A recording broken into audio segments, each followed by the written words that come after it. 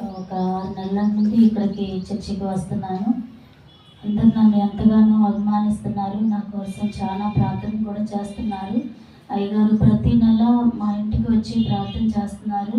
నేను దేవుళ్ళు చాలా ముందుకు సాగాలని నాకు ఆశ. నేను ఇంతకుముందు సరిగా చర్చికి వెళ్ళేదాన్ని కాదు. అమ్మ నాన్న చనిపోయిన తర్వాత నేను అసలు చర్చి చాలా వరకు నేను వెళ్ళట్లేదు. కానీ ఇక్కడికి వచ్చిన తర్వాత నేను దేవుళ్ళలో ఎదగాలి అనే ఆశతో నేను ప్రతి వారం చర్చికి వస్తున్నాను. మీ అందరి ఆదరణ ద్వారా నేను చాలా ముందుకు సాగుతున్నాను.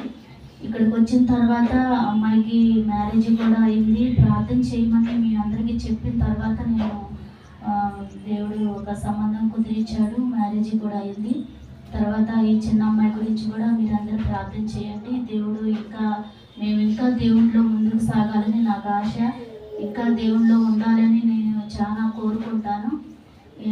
చెన్నై సైడ్ పెళ్లి జరిగింది. వచ్చిన తర్వాత నుంచి నాకు బాగా సిక్ అయ్యాను. జలుబు, దగ్గు, మరి జ్వరము, ఈ చెవులు తిమ్ములు పడతా ఉన్నాయి. అది జలుబు వల్ల అనుకున్నాను. ఇంకా తగ్గిన తర్వాత కూడా తిమ్ముడు తగ్గట్లేదు. వెంకటేశ్వర నాయకు కూడా ఫోన్ చేశాను అన్న, నాకు కోటేశ్వర నాయకు కూడా ఫోన్ చేశాను అన్న, నాకు ఎందుకో తగ్గట్లేదు అని. మరి మెడిసిన్స్ కూడా చెప్పారు. ఎన్ని చేసినా తగ్గట్లేదు.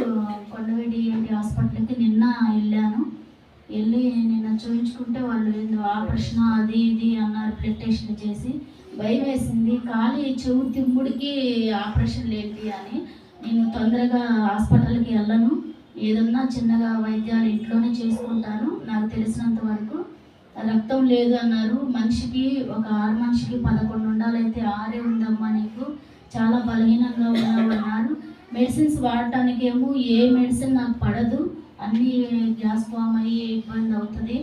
అయితే నేను ఏం చేయాలో అర్థం కాలేదు. నేను చాలా ప్రార్థన చేసుకున్నాను. ఈ ఆపరేషన్లు ఇవన్నీ లేకుండా ఆ మందుల ద్వారా దేవుడు తగ్గించాలి అని మెడిసిన్స్ ఇచ్చారు. మరి ఒక 10 days వాడమ్మా తగ్గిపోతుందిలే అని చెప్పారు. మీరందరూ నా కోసం ప్రార్థన చేయండి. నేను మీ అందరి కోసం ప్రార్థన చేస్తాను. నేను పాస్టర్ గారు అమ్మాయిని, అయినా నేను దేవుళ్ళలో నేను చాలా తక్కువగా ఉన్నాను. మీ అందరి సాక్ష్యాలు వింటూ ఉంటే నాకు చాలా బాధేసింది. ఇంతకుముందు నేను చాలా దేవుళ్ళలో ఉండేదాన్ని. అలాంటిది మరి అమ్మ నాన్న చనిపోయిన తర్వాత ఇంత దిగజారిపోయానా అనిపిస్తుంది. మిమ్మల్ని అందరినీ నేను చూస్తుంటే మరి దేవుడు మళ్ళీ నాకు మునపటి ఆనందాన్ని, మరి అంతటి పరిశుద్ధాత్మ వరాన్ని నాకు దేవుడు అనుగ్రహించేటట్లు మీరందరూ ప్రార్థన చేయండి. కొద్దిగా మేము బలహీనంగా ఉన్నాము. మరి మా బలహీనత కూడా దేవుడు తొలగించి మాకు బలాన్ని దేవుడు ఇచ్చేటట్లుగా మీరందరూ ప్రార్థన చేయండి. మీ అందరి కొరకు నేను ప్రార్థన చేస్తాను. మీ సంఘంలో నన్ను ఒక అమ్మాయిగా నన్ను గుర్తుపెట్టుకొని, ఈ అమ్మాయిని కూడా, చిన్న అమ్మాయిని కూడా గుర్తుపెట్టుకోండి. యవనస్తురాలు, మరి ఆ అమ్మాయి కూడా భవిష్యత్తు బాగుండాలి. మ్యారేజ్ అంటే నాకు వద్దు, నేను పోలీస్ కంప్లైంట్ ఇస్తా అంటుంది.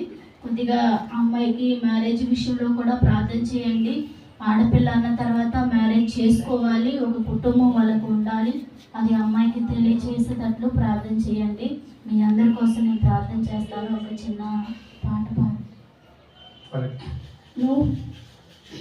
నూతన మాయను సమస్తమును ఇక పాతవి గతించెను క్రీస్తునందు. నూతన మాయను సమస్తమును ఇక పాతవి గతించెను క్రీస్తునందు.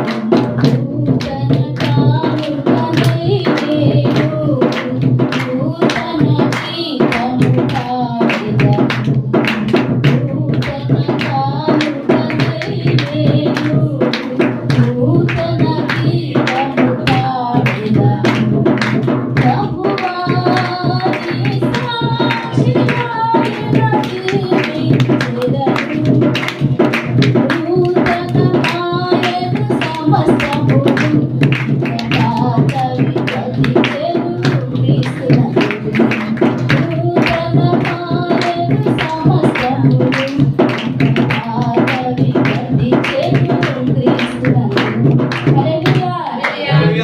హల్లెలూయా.